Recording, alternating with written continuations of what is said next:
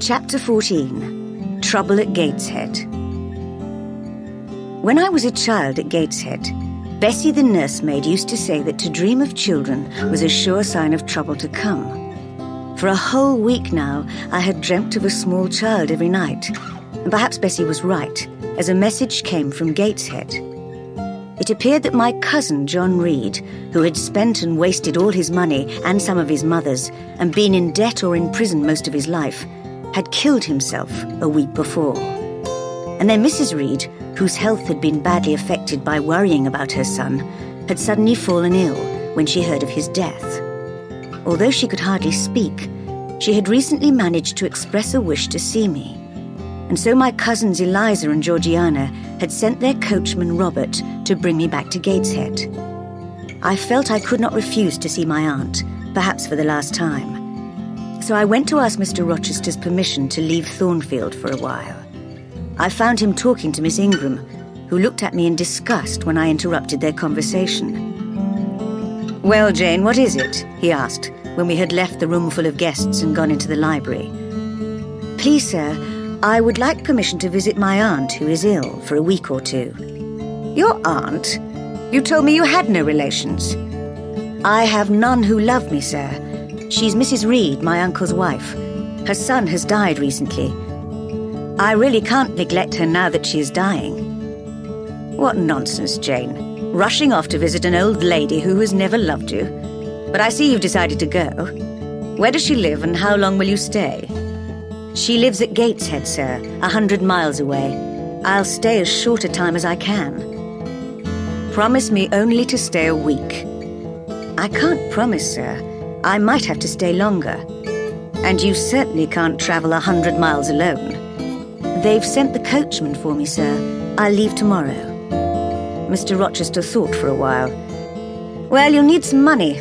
I haven't paid you any salary yet. How much have you in the world, Jane?" he asked, smiling. I showed him my tiny purse. He took it and laughed as he counted the few coins.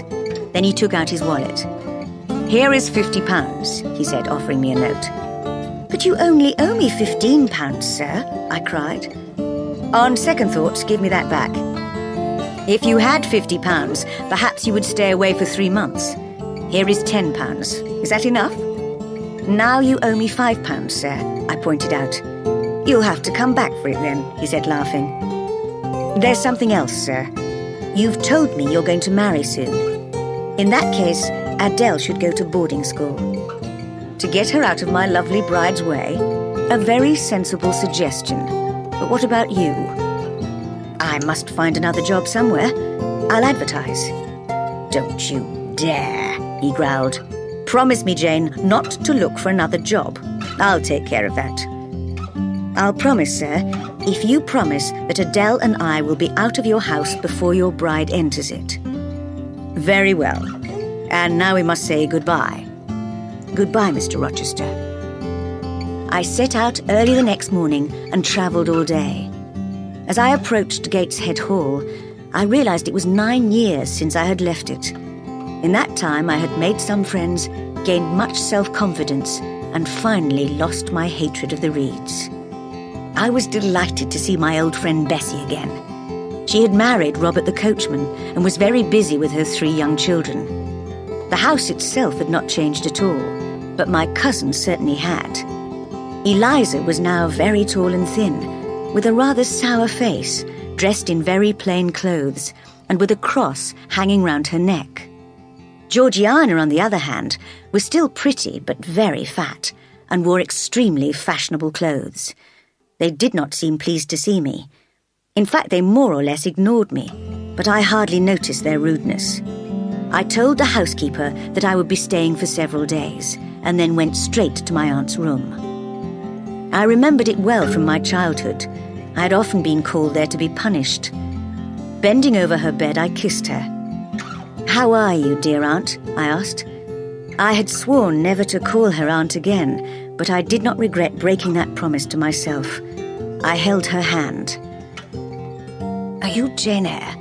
she asked. Her face, although deathly pale, was as stern as ever, and she removed her hand from mine. "That child was more trouble to me than anyone would believe. I was glad to send her to Lowood. And John, poor John, he needs so much money. Where can I get more money from? What will happen? She seemed very confused and excited, so I left her to sleep. Her illness got worse in the next few days.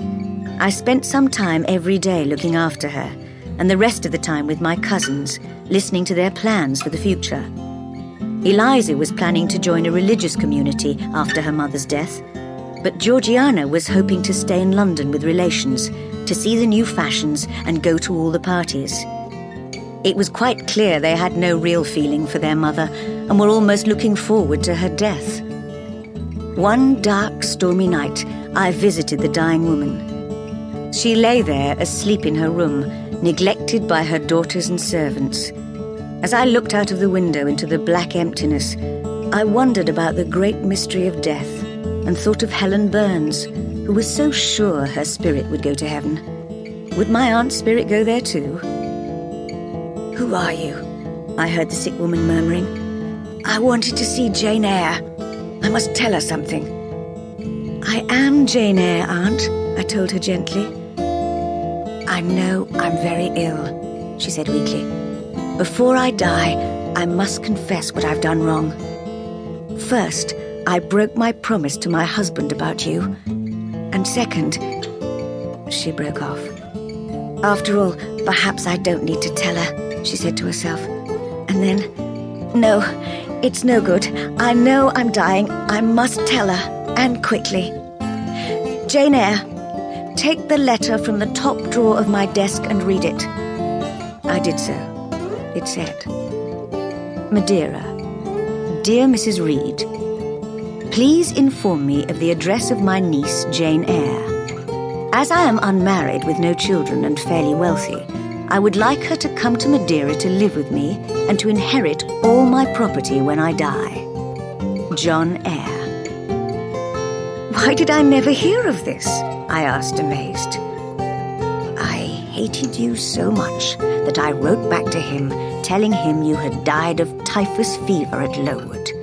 That was my revenge on you for causing me so much trouble, she cried angrily. "Dear Aunt," I said, "don't think about that anymore. I was only a child. It's not surprising I was a nuisance." "You are always so angry and violent. Such a wicked child." "Not as wicked as you think. I would have loved you if you'd let me. Forget it all and kiss me now, Aunt." But it was too late for her to break the habit of dislike, and she turned away from me. Poor woman. She died soon afterwards, keeping her hatred of me alive in her heart, and no one at Gateshead cried for her.